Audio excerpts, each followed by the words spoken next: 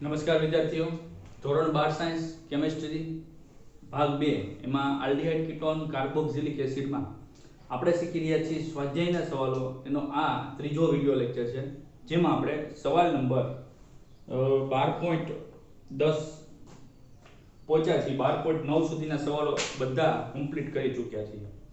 તો 12.10 નંબરનો સવાલ ટેક્સ્ટ બુકમાં 386 નંબરના પેજ ઉપર આપ્યો છે, 386 ઉપર, જે પરિવર્તન ટાઈપ સવાલ છે.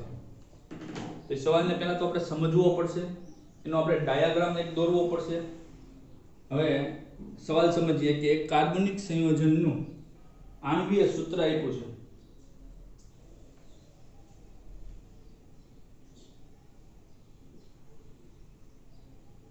એ નામનું એક કાર્બનિક સંયોજન છે, C8H16O2. 12.10 માં C9H10O, સોરી બદલાઈ ગયો, C9H10O.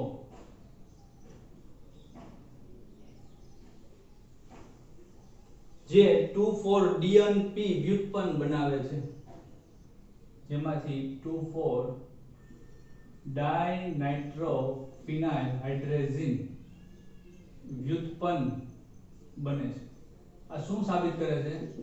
આ સાબિત કરે છે કાર્બોનિલ સમૂહની હાજરી. કેમ કે કાર્બોનિલ સમૂહ આલ્ડીહાઇડ કે કીટોન હોય તો જે આ 2,4-DNP વ્યુત્પન્ન બનાવે, આપણે અગાઉ અનેક વખત જોઈ ગયા છે. બીજું કીધું છે ટોલેન્સ પ્રક્રિયકનું રિડક્શન કરે છે, એટલે એનું પોતાનું ઓક્સિડેશન થાય.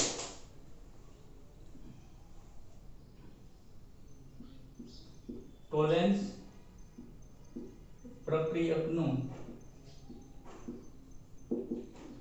રિડક્શન કરેલે કે આનું રિડક્શન કરેલે પોતે રિડક્શન કરતા એટલે પોતાનું ઓક્સિડેશન થતું હોય. અને ઉગ્ર ઓક્સિડેશન દ્વારા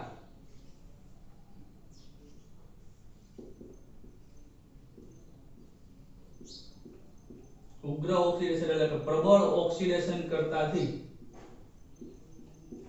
ઉગ્ર ઓક્સિડેશન દ્વારા તે 1,2-બેન્ઝીન ડાઇકાર્બોક્સિલિક એસિડ આપે છે. 1,2-બેન્ઝીન ડાઇકાર્બોક્સિલિક એસિડ આપે છે. તો આ સંયોજનને ઓળખો. અને પછી વચ્ચે એક પણ આપી દીધું છે, ટોલેન્સ પ્રક્રિયકનું રિડક્શન કરે છે એન્ડ કેનિઝારો પ્રક્રિયા કરે છે. અને કેનિઝારો પ્રક્રિયા કરે છે. આ બધી હિન્ટ છે. અને આ હિન્ટનો ઉપયોગ કરી આ રીતે લખીને આપણે જવાબ આપવાનો રહે. તો સર્વપ્રથમ જે 2,4-ડાયનાઇટ્રોફિનાઇલ હાઇડ્રેઝિન બનાવે છે, તો એના પરથી નંબર 1 પહેલા નંબરની પ્રક્રિયા પરથી એક તો સાબિત થયું કે આપેલ સંયોજન કાર્બોનિલ સમૂહ ધરાવે છે. હવે કાર્બનની સંખ્યા અને હાઇડ્રોજનની સંખ્યાને આપણે મેચ કરો. આપેલા પણ મેં તમને કીધું હતું કે સામાન્ય સૂત્ર લાગુ પાડવાનું. માનો કે CnH2n+2O, એટલે કે કાર્બન કરતા હાઇડ્રોજન બમણા.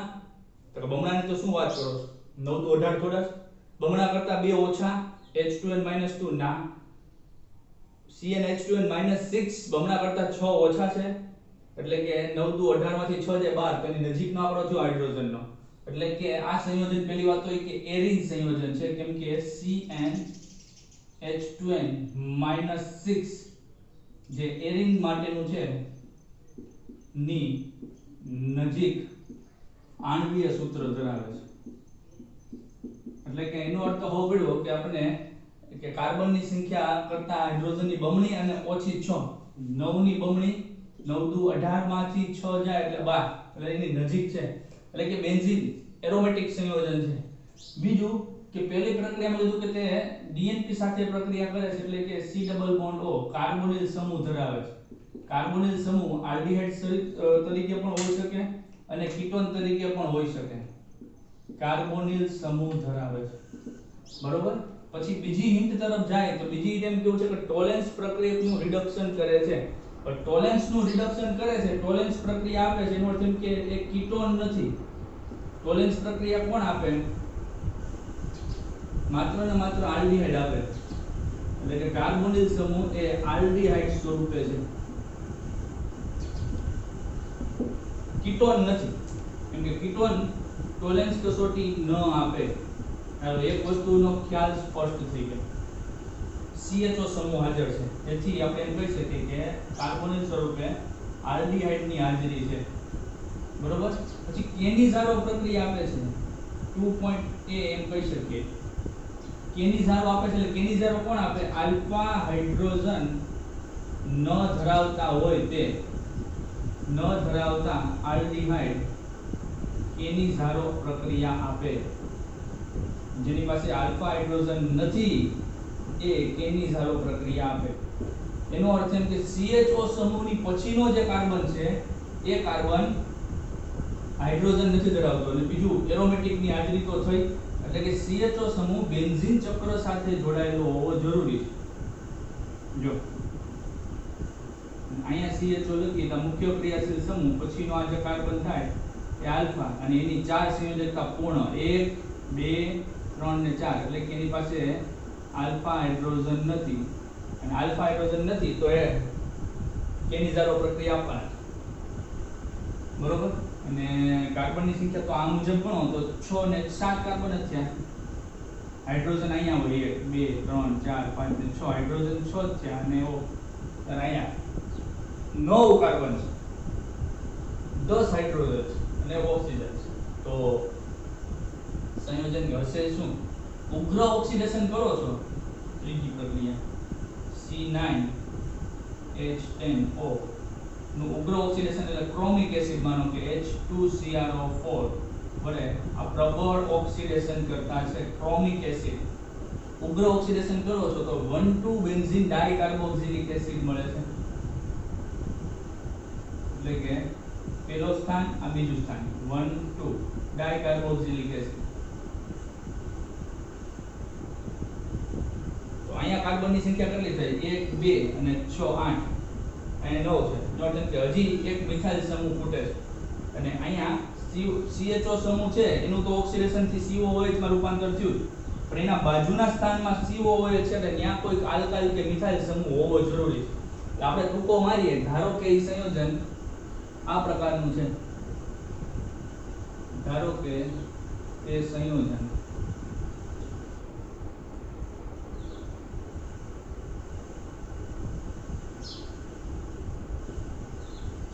આ CHO ની હાજરી તો છે અને અહીંયા માનો કે CH3 રાખીએ કે જેનું ઓક્સિડેશન થાય તો COOH માં રૂપાંતર થઈ શકે, તો પણ કાર્બનની સંખ્યા 2 અને 6 8 જ થઈ. તો અહીંયા હું મિથાઇલ ની બદલે ઇથાઇલ રાખું તો CH2CH3, તો કાર્બનની સંખ્યા 1 2 3 અને બેન્ઝીન માં 6 એટલે 9 કાર્બન થી કે હાઇડ્રોજન 10 ગણી લઈએ, આ 3 4 5 આ 6, અહીંયા એક કોઈ 7 8 9 અને 10, આ 10 હાઇડ્રોજન થઈ ગયા અને એક ઓક્સિજન થઈ ગયું.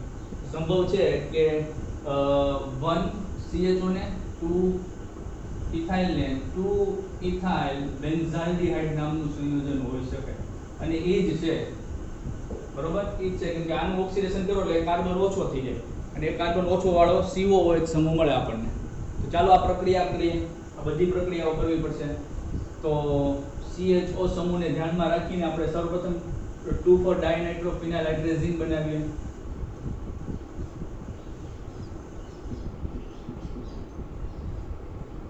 સ્ટ્રક્ચર ને જરા આડું સ્ટ્રક્ચર તરીકે લખી નાખ્યું.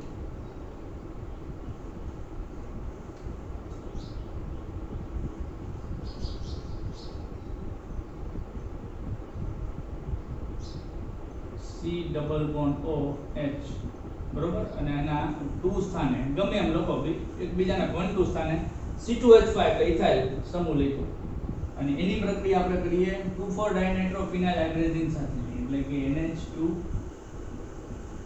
NH. આ સ્ટ્રક્ચર તો આપણે અવારનવાર જોઈ ગયા છે મિત્રો, એટલે હવે આપણે આવડતું હોવું જોઈએ. NO2 NO2 એસિડની હાજરીમાં શું નિપજ મળશે?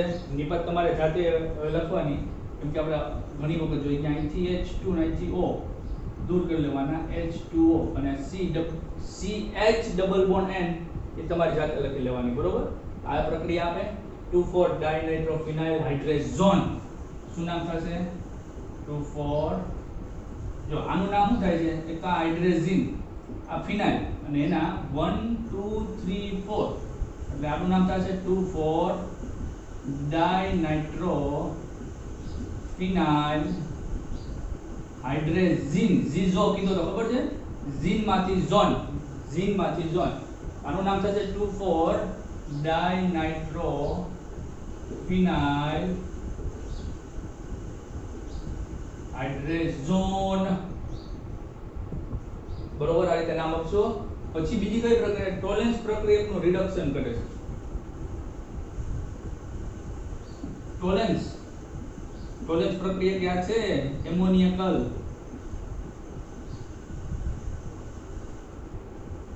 AgNH3 ટ્વાઇસ પ્લસ આનો 1 મોલ આનો 2 અને બેઝ ના 3 1 2 3 આવું યાદ રાખવું ખબર છે એટલે આનું રૂપાંતર થાય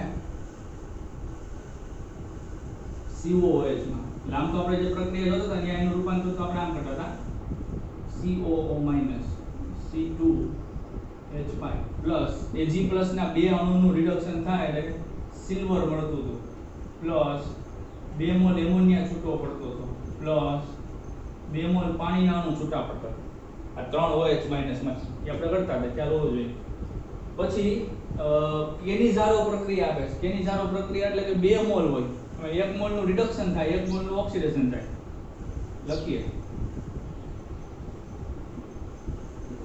CHO અને એના 2 સ્થાને C2H આ પહેલો અણુ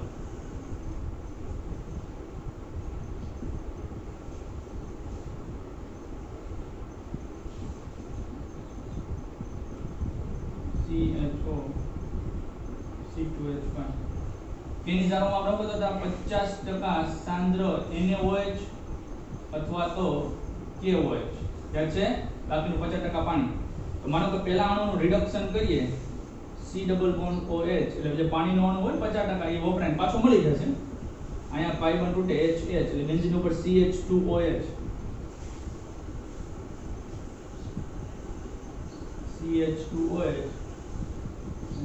આ રિડક્શન થયું આપણે આનું આપણે રિડક્શન કર્યું અને સ્વયં ઓક્સિડેશન ને સ્વયં રિડક્શન એવી ઘટનાઓ બને એનું ઓક્સિડેશન કરીએ માનો કે તો એનું રૂપાંતર ઓક્સિજન આ ઓક્સિજન ઉમેરાય હાઇડ્રોજન તો બે ઉમેરાય કે ઓક્સિજન COOH પણ તરત NaOH ને ત્યાંથી આનું COOH માં રૂપાંતર થાય જેવું આ OH ને H2O પાછો મળી ગયો ત્યાં Na ગોઠવાઈ જાય એટલે COO Na બને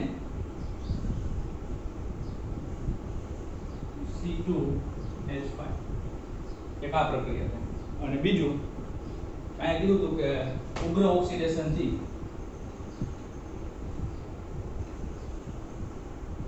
આની પદ બને છે તો આનું ઉગ્ર ઓક્સિડેશન થાય તો આની પદ બને ફરી એટલે આપણે બધી જાતના તાળા મળી જાય CHO અને CH2CH3 એટલે પ્રબળ ઓક્સિડેશન કરતાની મદદથી ઓક્સિડેશન થાય એટલે એક ઓક્સિજન અહીંયા મળે બરોબર એટલે COOH મળ્યો હવે જ્યારે કાર્બનની સંખ્યા વધારે હતી ત્યારે મેં તમને સમજાવ્યું હતું અને ન સમજાવ્યું તો બાકી હોય તો સમજી લો ત્યારે કે બેન્ઝીન સાથે એક જ કાર્બન જોડાયેલો રહે માનો કે CH2CH3 છે ને CH2 ને આપણે ખોલી નાખીએ CH3 બેન્ઝીન સાથે કાર્બન એક જ જોડાયેલો રહેશે પ્રબળ ઓક્સિડેશન કરતા છે એટલે પહેલા તો જોજો અહીંથી બે હાઇડ્રોજન અને ઓક્સિડેશન કરતા ઓક્સિજન આપે H2O ગયું બે હાઇડ્રોજન એક ઓક્સિજન H2O માઈનસ 2H2O અહીંથી હાઇડ્રોજન નું દૂર થવું એટલે પણ ઓક્સિડેશન છે બરોબર પછી આ પણ તૂટી જાય એટલે આ કાર્બનની ચારે સંયોજકતા ખાલી કેમ કે અહીંથી હાઇડ્રોજન ભઈ ગયા અને આ ભઈ ગયા એટલે આ બે સંયોજકતા ડબલ બોન્ડ O આ બે સંયોજકતાથી ડબલ બોન્ડ O એટલે માઈનસ CO2 જોજો એક કાર્બન ઓછો થઈ ગયો હવે આ કાર્બનની બે સંયોજકતા ખાલી જોજો આ એક અને બે કેમ કે અહીંથી કાર્બન ભઈ ગયો અહીંથી હાઇડ્રોજન અહીંયા પણ O જોડાય એટલે C double bond O H એટલે આલ્ડીહાઇડ બન્યો અને H નું રૂપાંતર O માં થાય એટલે COOH કેટલા ઓક્સિજન 1 2 3 4 5 અને 6 ઓક્સિજન વપરાણ અને એટલા બધા ઓક્સિજન આપે છે એટલે તેને ઉગ્ર ઓક્સિડેશન કીધું એટલે એક કાર્બનના લોસ સાથે એક કાર્બન ઓછો થાય અને આવું બને છે એટલે કાર્બન અહીંયા 8 વધતા જાય તો આ બધી પ્રક્રિયાઓ આપે છે સવાલ નંબર 12.10 માં અને આપણે પરિવર્તન આ બધું જાણતા હોય તો પરિવર્તન સોલ્વ થાય અને એની માટે મેં તમને અગાઉ પણ તૈયારી કરવા માટે કીધેલું જ હતું હવે આગળ વધીએ ત્યાર પછીનો સવાલ સવાલ નંબર 12.11 એ પણ આ જ પ્રકારનું કંઈક પરિવર્તન ટાઈપ છે.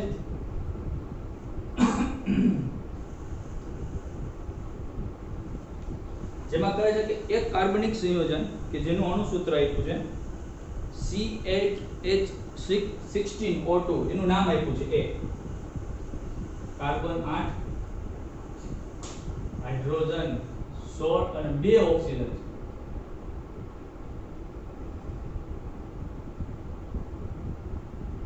એનું નામ આપ્યું છે A. એનું મંદ સલ્ફ્યુરિક એસિડ વડે જળ વિભાજન કરવાથી મંદ H2SO4 વડે જળ વિભાજન કરવાથી કાર્બોક્સિલિક એસિડ B અને C આપે છે.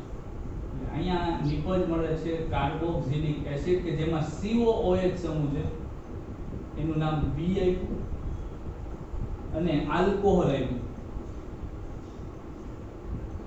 આલ્કોહોલની બનાવટ વખતે તમને યાદ હોવું જોઈએ કે એવું કંઈક શું હતું કે જેનું આપણે જળ વિભાજન કરતા હતા એટલે આલ્કોહોલ તો મળતું હતું સાથે સાથે કાર્બોક્સિલિક એસિડ પણ મળતું હતું. તો એ અહીંયા યાદ આવે તો ઠીક છે, નહીં હું તમને કહી દઉં એ હતું એસ્ટર. એસ્ટરના જળ વિભાજનથી આલ્કોહોલની બનાવટ એવું હતું. હવે ક્રોમિક એસિડ વડે C નું ઓક્સિડેશન કરવામાં આવે એટલે C નું ઓક્સિડેશન કરો એટલે B મળે છે એવું કહે છે. ક્રોમિક એસિડ એટલે પ્રબળ ઓક્સિડેશન કરતા H2CrO4 વડે ઓક્સિડેશન કરવાથી કાર્બોક્સિલિક એસિડ મળે છે અને C નિર્જળીકરણ પામીને but1ene આપે છે. તો અહીં હિન્ટ મળી ગઈ. આમાંથી પાણીનું અણુ કાઢો તો બીટા વિલોપનની પ્રક્રિયા થાય, નિર્જળીકરણ.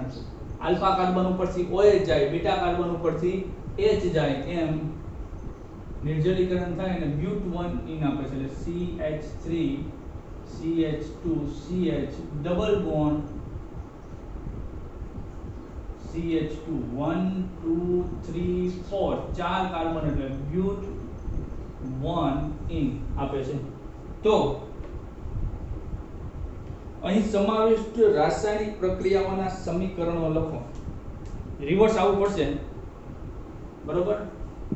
જો આલ્કોહોલમાંથી કાર્બોક્સિલિક એસિડ મળે એટલે એક વસ્તુ તો ફિક્સ થઈ ગઈ કે અહીંયા જેટલા કાર્બન છે એટલા જ અહીંયા કાર્બન છે. કેમ કે અહીંયા આલ્કોહોલનું ઓક્સિડેશન કરો તો કાર્બનનો લોસ થતો નથી, કાર્બન ક્યાંય જતો નથી. હવે આમાંથી પાણીનો અણુ કાઢ્યો તો but1ene મળી ગયો. but1ene માં પાણી નાખી ગયો તો C મળી જાય. આ સ્ટ્રક્ચર કેવું છે? માનો કે અહીંયા પાણી નાખીએ તો OH નો અણુ અહીંયા પણ જોડાઈ શકે અને અહીંયા પણ જોડાઈ શકે. આનું એસ્ટરીકરણ થયું છે એટલે છૂટો પડ્યો એટલે OH લગભગ છેડે જ હોય. CH3 CH2 અહીંયા હાઇડ્રોજન ઉમેરી આપણે પ્રક્રિયા આમાંથી આ બનાવવાની કરતા નથી. આપણે ખાલી એની હિન્ટ મેળવી અને ટૂંકો મારી. નહીં તો હમણાં ઘણા માર્કોનિકોના નિયમને લગાડશે કે ઓછા હાઇડ્રોજન વાળા કાર્બન સાથે, પણ આમાંથી આ બનાવતા આમાંથી આ બન્યું છે. આના પરથી આપણે આનો વિચાર કરી રહ્યા છીએ. માનો કે હું અહીંયા હાઇડ્રોજન જોડું CH2 અને છેડે OH જોડું CH2OH તો ચાર કાર્બન વાળો જ આલ્કોહોલ મળે જેનું નામ થશે બ્યુટેન. થોડો એમાં ઓલ જોડો અને એનું હું ઓક્સિડેશન કરું ક્રોમિક એસિડ વડે.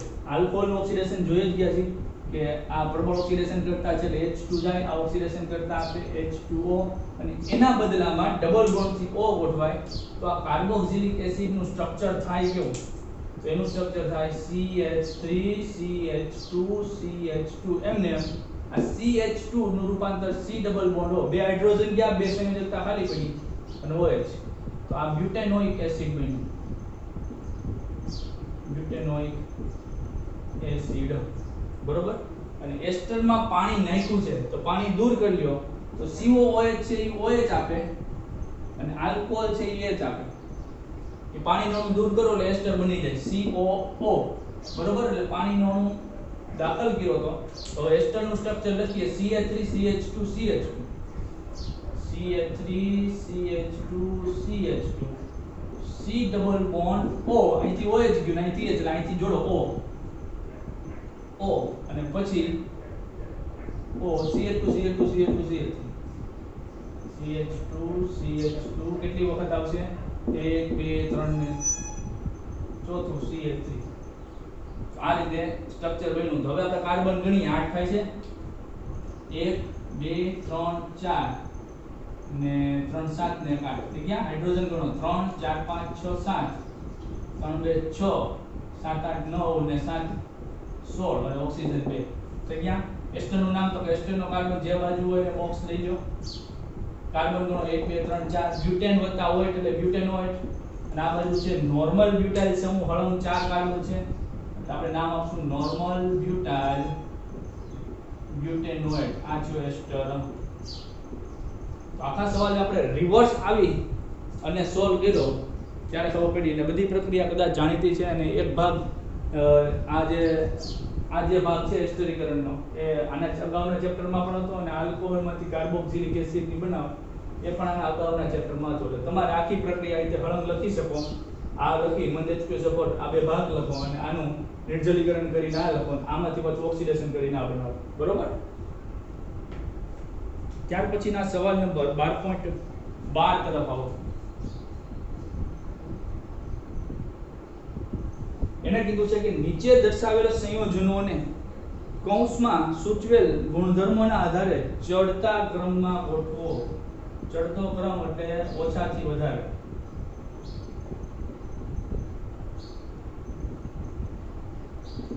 શું આપ્યું છે સૌપ્રથમ 3 આપ્યા છે 12.12 માં જોવો છો ને બધા ટેક્સ્ટ બુકમાં જોવો છો ને કે આડો ઓલું જોવો છો કઈ રીતે ભણો છો બધા પૂરતી મળો તો કંઈક વાતે થાય મોબાઈલમાં હેન્ડ ફ્રી નાખીને ભણો છો ટીવીમાં જોવો છો લેપટોપમાં જોવો છો કે આમના હેન્ડ ફ્રી વગર જોવો છો કે મોબાઈલમાં હેન્ડ ફ્રી હોય કામ બીજું કરતા હોય લેક્ચર ચાલુ હોય કઈ રીતે ચાલે છે કે ખબર પડતી નથી કે પછી બાના કાઢો છો કે એપ્લિકેશનમાં હરખું આવતું નથી નેટ હરખું આવતું નથી મજા આવતી નથી આંખો દુખે છે આંખોમાંથી પાણી નીકળે છે નંબરના ચશ્મા વધી ગયા છે માથાનો દુખાવો થઈ ગયો છે ઓનલાઈનમાં કાંઈ મજા આવતી નથી તો અમુકને તો ઓફલાઈનમાં મજા નથી આવતી ઓનલાઈનની ક્યાં કરવી કઈ રીતે હાલે છે તમને નવો સિલેબસ જે 30% કટ થઈને આવ્યો એ તમારા ધ્યાનમાં હશે કેટલો સિલેબસ કટ થયો છે એ પણ તમે જોયું હશે આપણા આ ચેપ્ટરમાંથી બહુ જાજુ કટ થયું નથી જો આપણા આ ચેપ્ટરમાંથી શું કટ થયું છે એ તમને બતાવું રનિંગ ચેપ્ટરમાં અમુક ચેપ્ટરમાં બહુ જાજુ કટ થઈ ગયું છે જ્યારે આપણો જે રનિંગ ચેપ્ટર છે એમાં લગભગ કોઈ પ્રક્રિયા કટ નથી થઈ પણ ભૌતિક ગુણધર્મો જે છે એ કટ થઈ ગયા છે એટલે કે પેજ નંબર 365 કાઢો પેજ નંબર 365 એમાં જે ભૌતિક ગુણધર્મો આપ્યા છે ને આલ્ડીહાઇડ અને કીટોનના ભૌતિક ગુણધર્મો એ કાઢી નાખ્યા છે એટલે બોર્ડ પૂરતા આપણે ભણવાના તો છે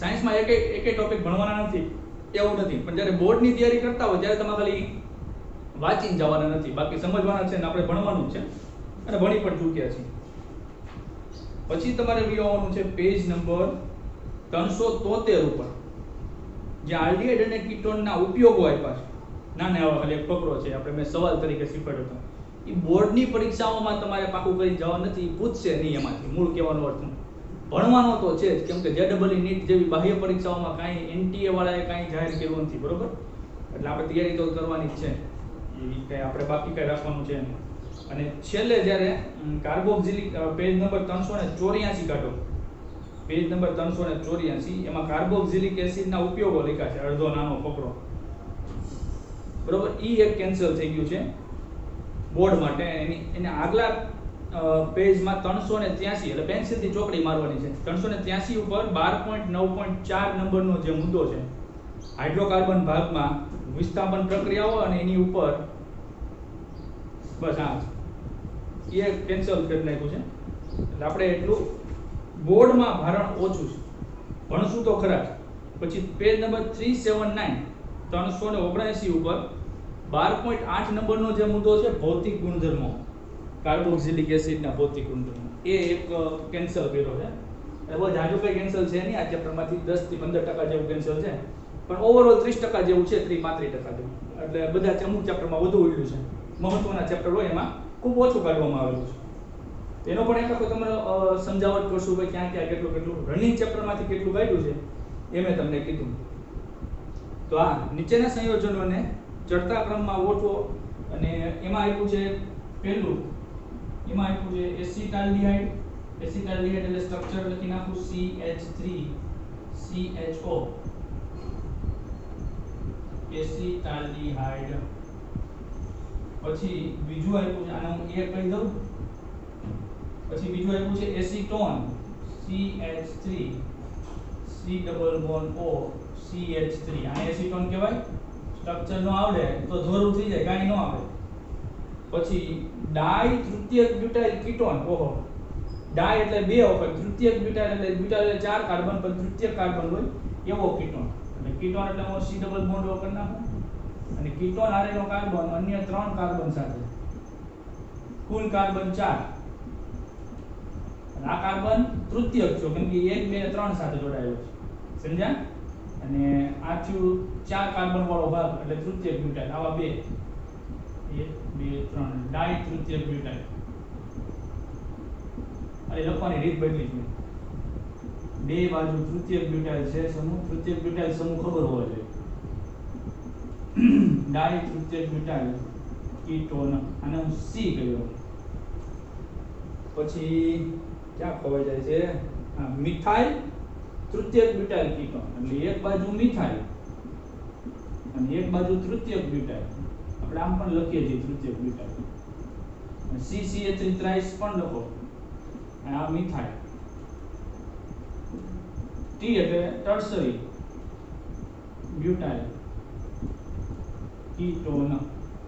આને આપણે નામ આપી દઈએ D. બસ. તો આની HCN સાથેની પ્રતિક્રિયાત્મક સાયનોહાઇડ્રિકની બનાવટ. HCN એટલે CN- કેન્દ્રાનુરાગી યોગશીલ પ્રક્રિયા કરવાની છે. અહીંયા કઈ પ્રક્રિયા કરવાની છે? કેન્દ્રાનુરાગી યોગશીલ. ને એમાં શું હતું તમને યાદ કરાવું કે ક્રિયા વિધેય તો C ડબલ બોન્ડ O અંશત ઋણ અચર ધન સમતલમાં હોય. પછી ન્યુક્લિયોફાઇલ અહીંયા CN- છે એટેક કરે સમતલને લંબ ઉપરથી. એની હારે આ A અને B સમૂહ જોડાયેલા છે. એનું કદ જો નાનું હોય તો સરળતાથી એટેક થાય. આનું કદ વધી જાય, કાર્બન સંખ્યા વધી જાય તો સરળતાથી આક્રમણ થાય નહીં. તો જુઓ CH3CHO માં આર્યો C ડબલ બોન્ડ OH, અહીંયા H અને CH3, અહીંયા બે CH3. ઓહો, અહીંયા તો ભૂકા કાઢના કેવડું મોટું કદ છે. આ C ડબલ બોન્ડ O તો દેખાય છે. એમાં આ CH3 કેવડું મોટું કદ. અહીંયા તો આક્રમણ સૌથી મુશ્કેલ આ C ડબલ બોન્ડ O. એટલે અહીંયા CN નું આક્રમણ આ કાર્બન ઉપર છે, આ કાર્બન ઉપર, આ કાર્બન ઉપર. હવે કયો સૌથી મુશ્કેલ ક્યાં? ચડતા ક્રમમાં ગોઠવવાનું સૌથી મુશ્કેલ અહીંયા. જેમ કાર્બન સંખ્યા વધારે એમ અવરોધ વધારે, અવરોધ વધારે એટલે પ્રક્રિયા મુશ્કેલ. સૌથી મુશ્કેલ C માં. એથી વધુ થોડુંક સરળ બને આ 1 2 3 4 મિથાઇલ સમૂહ છે એટલે D. પછી સરળ બનશે B માં કેમ કે બે મિથાઇલ સમૂહ. અને પછી સરળ બનશે અહીંયા A માં. એમ ઇન શોર્ટ તમે કહી શકો જ્યાં CH3 વધે તેમ અવરોધ વધે, મિથાઇલ સમૂહ વધે તેમ અવરોધ વધે, અને અવરોધ વધે તો પ્રતિક્રિયાત્મકતા ઘટે. અવરોધ વધે તો પ્રતિક્રિયાત્મકતા ઘટે. સૌથી વધુ CH3 સમૂહ અહીંયા છે 1 2 3 4 5 6. પ્રતિક્રિયાત્મકતા ઓછી. અહીંયા 1 2 3 4 છે CH3, અહીંયા 6 છે. બરાબર? વૈધી અહીંયા 2 છે, વૈધી અહીંયા 1 છે CH3. સિમ્પલ કન્સેપ્ટ આવડતા હોય તો જવાબ આવડે, કન્સેપ્ટ ન આવડતા હોય તો કંઈ ન આવડે. તો બેઠું રહેવાનું હોય હાથ ઉપર હાથ રાખી. એની પછી શું આપ્યું છે? એની પછી સવાલ નંબર કેટલામાં છે? નીચે દર્શાવેલા સંયોજનોને તેના ગુણધર્મોના આધારે ચડતા ક્રમમાં. પછી કાર્બોક્સિલિક એસિડ વાળું આપ્યા છે બંને. અને એ કાર્બોક્સિલિક એસિડ વાળા બંને તો આપણે શીખવાના જ બાકી છે. કાર્બોક્સિલિક એસિડ એટલે 12.12 નું કામ પૂરું થઈ ગયું. 12.13 માં જાય. 12.13 માં હું થોડીક હિન્ટ આપું, બાકી તમારે જાતે પ્રયત્ન કરવાનો છે હોમવર્કમાં. બરોબર? તો આમાં પહેલું આપ્યું છે પ્રોપેનાલ અને પ્રોપેનોન. નીચે સવાલ શું છે એ પણ થોડી તો જુઓ. સીધું આમને લેવા મળ્યા છો. નીચે દર્શાવેલી જોડીના સંયોજનોને વિભેદિત કરવા માટેની રાસાયણિક કસોટી જણાવો. બેને વિભેદિત એટલે છૂટા કઈ રીતે પાડવા. પહેલું આપ્યું છે પ્રોપેનાલ. પ્રોપેનાલ, પ્રોપેન એટલે 3 કાર્બન, આ ડાલ્ડિહાઇડ CH3CH2 CHO આ પ્રોપેનાલ અને પ્રોપેનોન CH3CO CH3 ત્રણ કાર્બન વાળો કીટોન પ્રોપેનોન. આ બેને અલગ કઈ રીતે પાડશો? હું તમને એક બે બીકર આપું, મને કા બે બીકર આપ્યા અને એમાં તમને કીધું કે મિત્રો આમાં એકમાં પ્રોપેનાલ છે ને એકમાં પ્રોપેનોન છે, મને ઓળખી બતાવો, છૂટા પાડી બતાવો, વિભેદિત કરો. તમે શું એવી પ્રક્રિયા કરશો કે તમે કહી શકો કે સાહેબ આની અંદર આ છે ને આની અંદર આ છે? એવી તો કઈ પ્રક્રિયા કરશો? તો આલ્ડીહાઇડ માટેની એવી કોઈ સ્પેસિફિક પ્રક્રિયા કરી કે જે કીટોન ન આપતો હોય? આલ્ડીહાઇડની કોઈ એવી સ્પેસિફિક પ્રક્રિયા કે જે કીટોન ન આપે? હા, ઘણી બધી પ્રક્રિયાઓ છે. એમાં સૌથી પહેલી પ્રક્રિયા આપણે એમ કહી શકીએ કે ટોલેન્સ પ્રક્રિયા કરો, ટોલેન્સ કસોટી. તો ટોલેન્સ કસોટી પ્રોપેનાલ આપશે, પ્રોપેનોન ન આપે. શા માટે? કેમ કે આલ્ડીહાઇડ જ આપે. બીજી એવી કસોટી છે ફેલિંગ કસોટી. ફેલિંગ કસોટી એરોમેટિક નો આપે, એલિફેટિક તો આપે ને, જ્યાં આપે આ ન આપે.